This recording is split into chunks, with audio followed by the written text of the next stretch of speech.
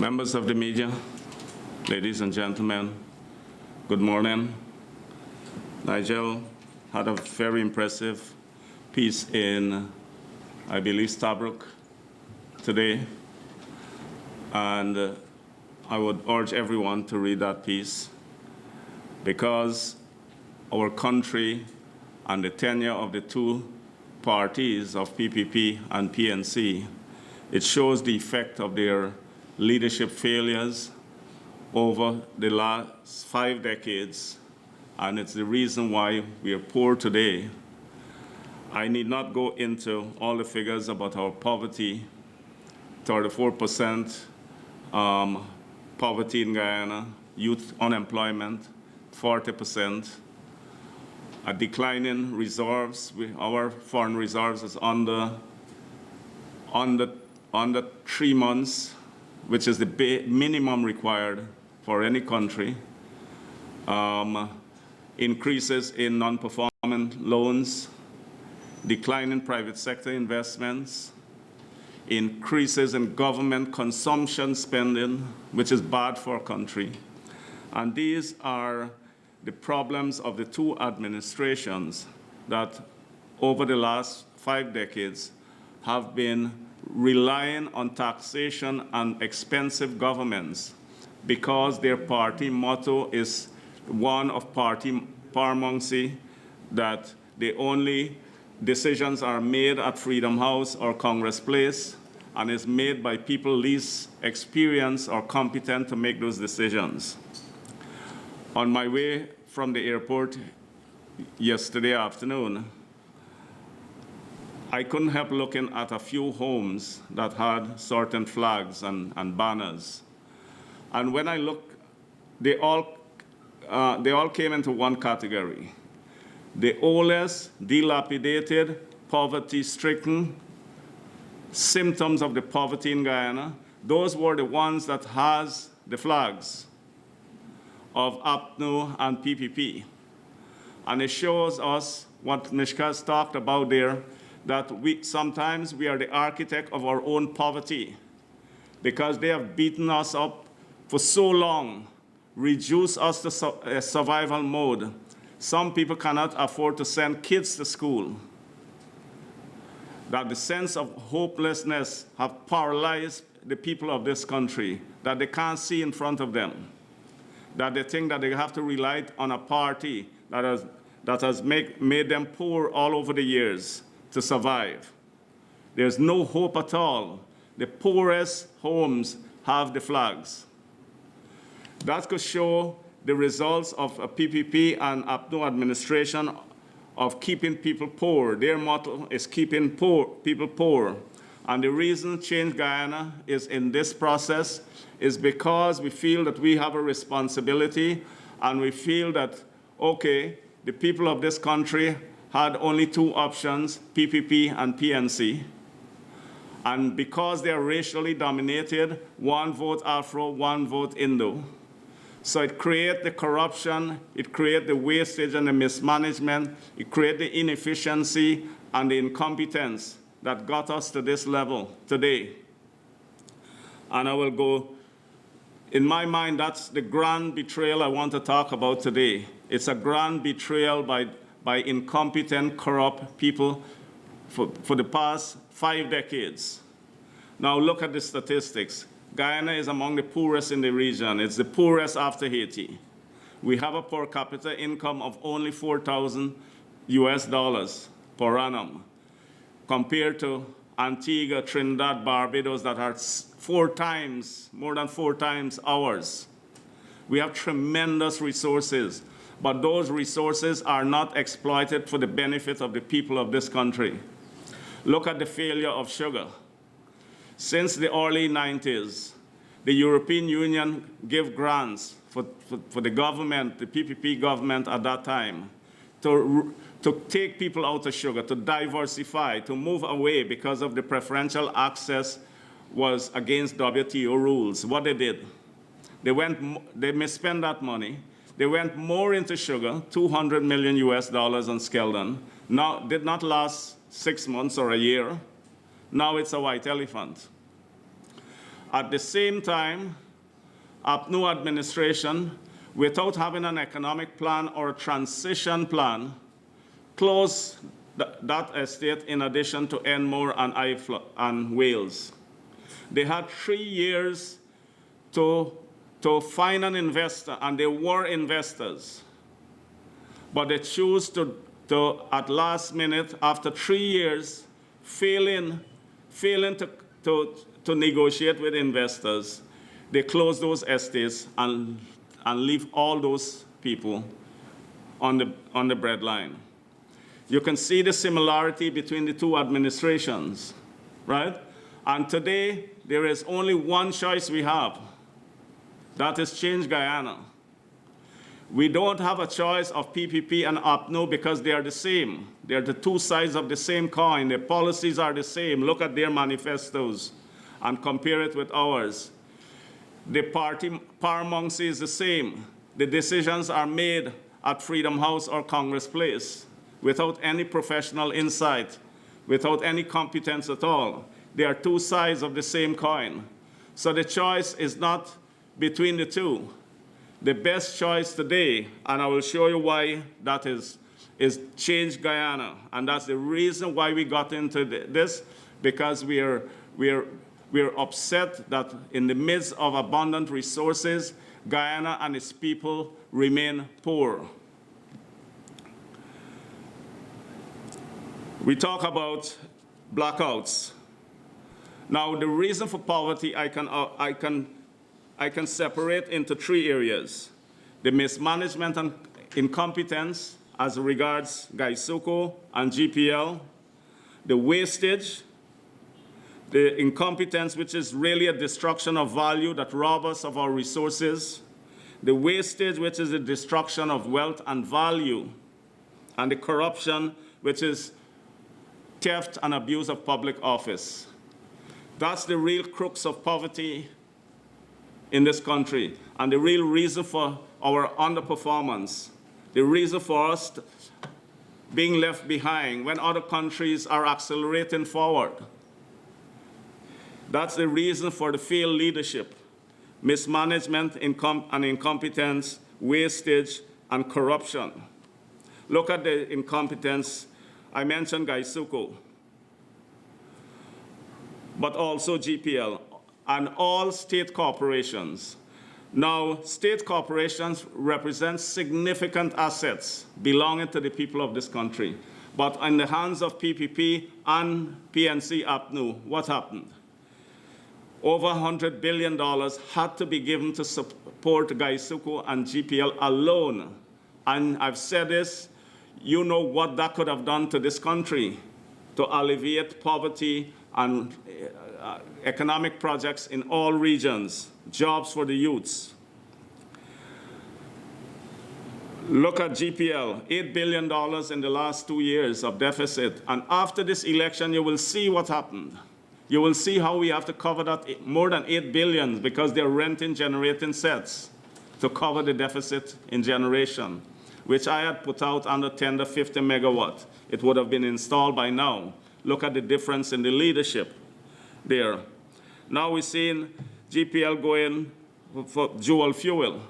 When my plan was the government going for dual fuel, that means heavy fuel and LNG, more expensive equipment. My plan was LNG gas only because of its cleanliness and comparative costs. Look at and even though we are talking about the mismanagement there, look at what they plan going forward, right? Not that they address their incompetence and the mistakes of the past. Look at the plans that they're putting forward to go after the election. Plans to reopen sugar estates, which is impossible, you see? So the message that is out there is basically to fool people. They cannot address the problems of the day. Look at their other plan, Amalia Falls, $2 billion US. that could only generate 165 megawatt, when we could spend 10% of that 200 million and we'll have gas from offshore, and that will stimulate industrial and agricultural development, bringing thousands of high-paying jobs. Look at the difference in thinking, and look at the difference in policies, and see why, going forward, PPP and APNU is not a choice. If we want more poverty, yes. If we want to accelerate our development and alleviate poverty and enrich every Guyanese, these are our plans. The option is only change Guyana. Look at their plan for the oil sector. When all they're talking about is sovereign wealth fund, all they're talking about is production sharing agreements going forward. So we will have more production sharing agreements, which is complex and which is difficult to monitor. Our plan is to have a royalty base that is easier to manage, but not a 2% royalty. Look at their plan in managing the resources. Our plan is to auction blocks so that we get billions of dollars up front. Their plan is to have secret backdoor meetings and deals so that somebody can get paid off, right? Look, that's their plan. Look at our plan in ensuring that every Guyanese become a shareholder of a national oil company when we auction all those blocks and get billions of dollars. They have no such plan because they want to sell out to foreign interests. We can see the personal interests, and the reason why they get into office is for personal reasons. Look at the wastage. The wastage that could have benefited communities all over this country. Fiber optic cable, 26 million US. Amalia Falls Road, 18 million US. 15 million given to a friend of a former president on the day of signing. Supernam Wharf that has been built so many times. Leg 1 Wharf so many times. The building on Lombard Street there, under the PPP that is left dilapidated, costing billions of dollars. And APNU refused to put that property on the market that could have raised billions. Part of what we spend, we could have gotten back. It's there, the trees, bushes taking it over. The wastage and wastage on and on. The effects of those wastes could have built up the Demerara Bridge long now. But after the election, there's the same wastage we will see. Then look at the corruption, theft and abuse of public office. Look at the corruption on the infrastructure. All the flags and the banners you're seeing now, and the good life they're promising, those flags and big campaign has been paid for by local and foreign interests. And they will be indebted to these people after the election. So what will happen to you? What will happen to the people of this country? The same way they operate in previous elections. Same way, the same faces we'll see again if Guyanese don't make a change this time.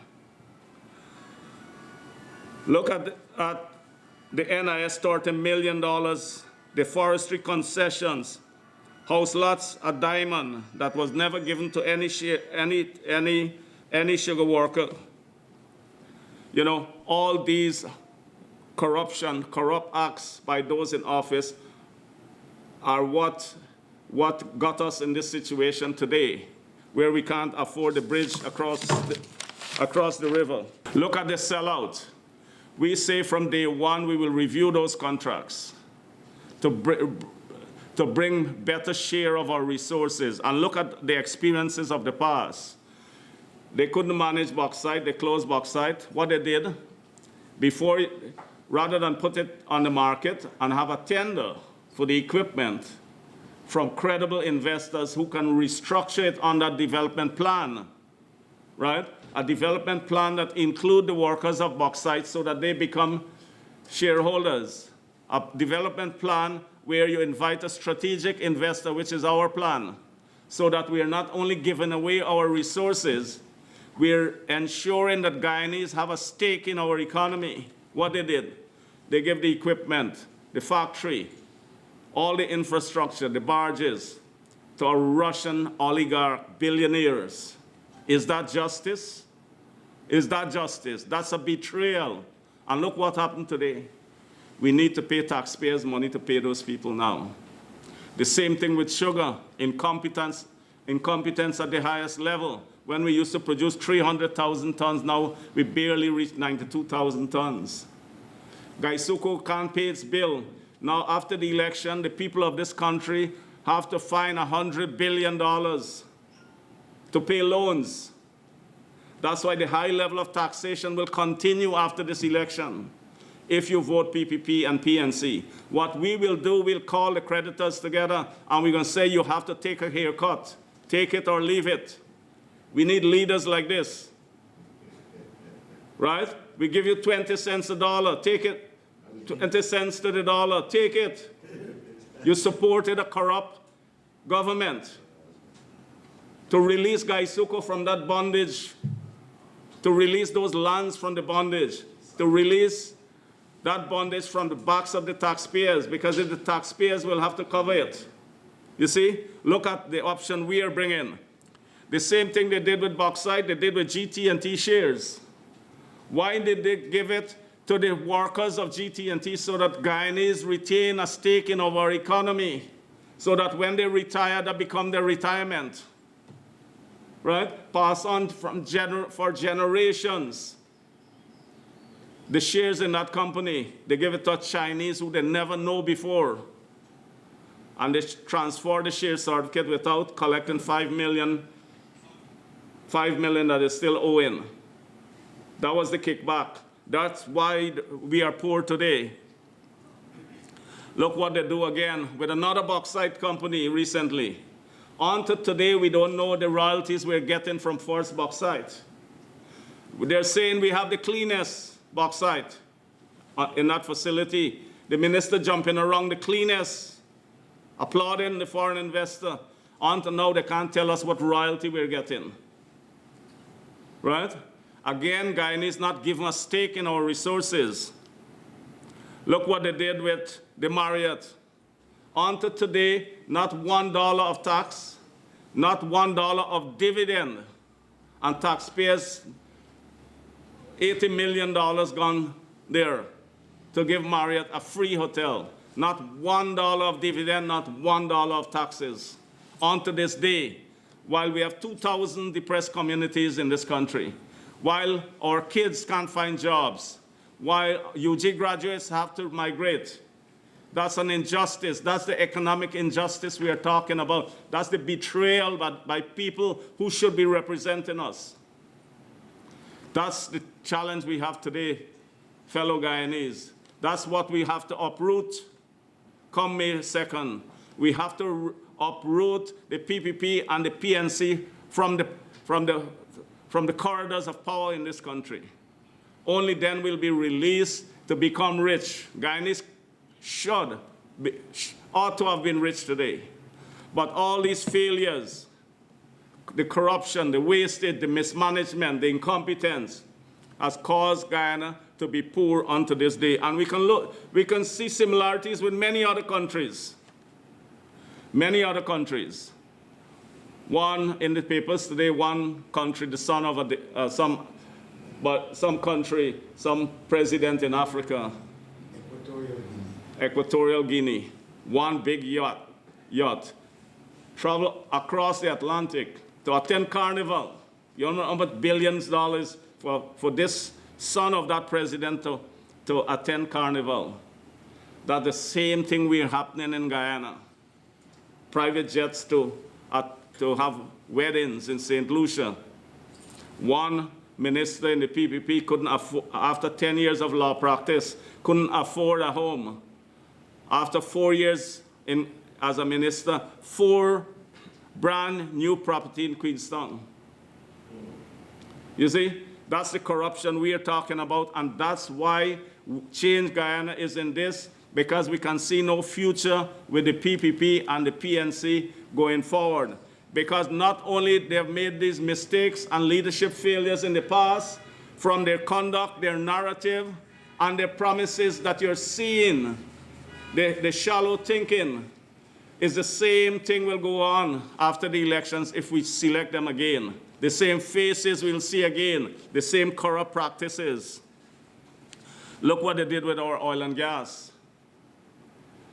We said we will change it to a royalty base.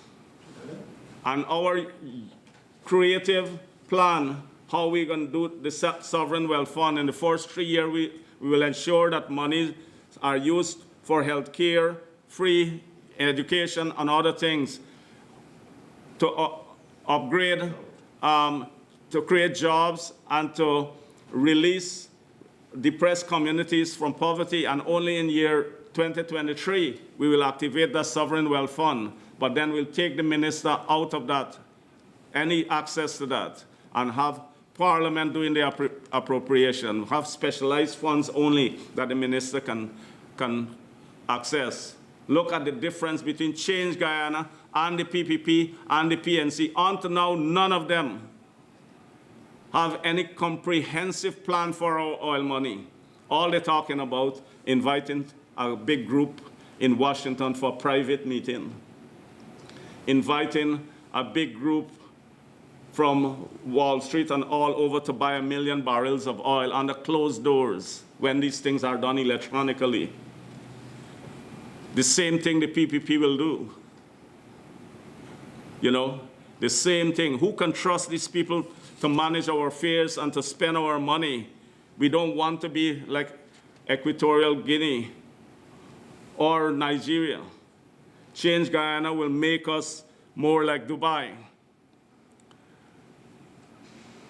Now, I mentioned a few other things. They're promising house lots. We're promising homes because of the fact that when you build 1,000 homes, you get it for half price. I've refurbished this hotel and got it for half price, rather than you buy retail. So the economies of scale and the power of the state using private sector principles of management will do a better job in ensuring that low and middle income nurses, teachers, police have their own home. There's nothing better that elevates the pride of an individual than having your own home. And we'll support that with low interest loans. We say, look, we'll have an agricultural and industrial development bank that brings cheap interest rates for development of small businesses. They closed the agricultural and industrial development bank. And now the rates at the bank are so high, so it's difficult for people coming to start a business, to start that business. We mentioned an entrepreneurial fund that will support bright initiatives that can grow and become market success. We said that they're saying that they will reduce taxes, but the architects of high taxes are no. Could you trust them to reduce taxes? With all the failures of the past 5 years and the failures of the past 23 years, could you trust them to reduce taxes? Until they can't say how, and they can't say to what level. We're saying $100,000 unless there is no tax to pay, no NIS to pay, but full benefits. We're saying we'll make motor vehicles more affordable, and these will pay for themselves, because the cycle of consumption within the economy, when people have more to spend, that will create economic activity and support businesses, and the government get taxed from the business. We said, look, that tax that they have on fuel, we will remove that 50% tax, reduce it to 30% initially. And that's how you elevate people from poverty, through low taxation, right? Not high taxation. High taxation and spending money wisely is fine, but look what we have. We have high taxation and wastage and incompetence. That is the reason why people are poor today, and communities are poor. That's the reason why we don't have the bridge across the Demerara River. You see? So our plan for poverty reduction also include economic projects in every region so that we have balanced development, not only development in Georgetown. Look what they did with the bauxite money. All taxes from all regions are only spent in Georgetown without any investment in the rural communities. They're collecting so much money, over $100 million US on royalty from gold, royalty from gold. And nothing is spent in Bartica. They're collecting royalty from raw lumber exported, and nothing is spent in Linden. You see? Our economic agenda is different. Whatever is generated in that region, we will ensure that a proportion of that is spent there on development of higher economic activity, on infrastructure like the port, the port we plan to build in Linden. Look at their plan. 5 years, you can't liberalize the telecommunications sector, right? There's something went wrong there. And then they silently came a year ago and signed a memorandum of understanding. Why we want a memorandum of understanding when you promised full liberalization? What, a memorandum of understanding to continue the monopoly? Or bring liberalization so that we have more competition, which would reduce the cost of internet and information technology services. Look at the failures, and I can go on and on and on. And that's what we will have after elections if Guyanese don't wake up. When there are failures in leadership, the poor people are the worst affected. And that's what happened here. You see them big boys financing the campaigns, giving millions and millions of dollars to the PPP and APNU. They know what they get after. They are complicit in the underdevelopment and the poverty we experience today. Those are the group that cannot run a profitable business on their own, so they need government support, they need the corruption. So this corruption and wastage and mismanagement is supported by big interests. A lot of foreign contractors I know who give big money. What do you think will happen after the election? The same old politics. Ladies and fellow Guyanese, on March 2nd, 2020, March 2nd will be a defining moment in our history. On this day, you and your loved ones will be voting for a government that will determine the path for our country and the future of our youths. Your choice will determine whether we continue the racially divisive and destructive policies and betrayal of the past 5 decades under the PPP and PNC APNU, or charter a more constructive path of inclusive, accelerated development. Your choice should be influenced by who has the vision, capacity, honesty, proven record of successes, and love of country to lead us into the future. The option offered by both PPP and APNU is one of big, expensive governments, high taxes, crime, blackout, poor health care, and poverty. Their display of mismanagement, incompetence, and corruption has made our country among the poorest in the region. Today, our youths can't find jobs, and they migrate to find opportunities denied them at home. Our bauxite, oil, gold, and other resources are given away to others without much contribution to our people. Our leaders put their individual interests and that of their foreign friends in front of the people they were elected to serve. On the other hand, Change Guyana, the party I have the honor to lead, brings a new vision to transform our economy and put Guyana among the League of Progressive Nations. We have creative and innovative policies and plans for addressing the problems of crime, blackouts, poor health care, and joblessness. We will dismantle the extortionately high level of taxes to give all better control of their income, stimulate investments, and ensure value for money on every tax dollar spent. Our policy will drain the swamp of corruption to release billions of dollars for development and social programs. I grew up in rural Guyana, and I know the deprivations a life of poverty brings.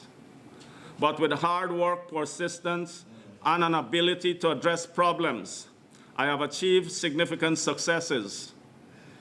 In the process, I've contributed to the lives of more than 500 persons who I employed, and that of thousands of poultry, rice, and coconut farmers around Guyana.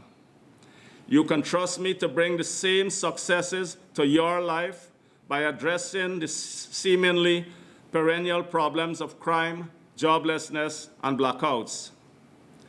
You can trust my team of Change Guyana to renegotiate the lopsided oil and gas contracts and get better value for our bauxite, timber, and other resources for the economic upliftment of all Guyanese. I believe there is a better Guyana out there, a Guyana which you and the team of Change Guyana can build only if we work together. Your responses to our visits around the country have inspired and strengthened our commitment to this mission. On March 2nd, vote Change Guyana. Thank you.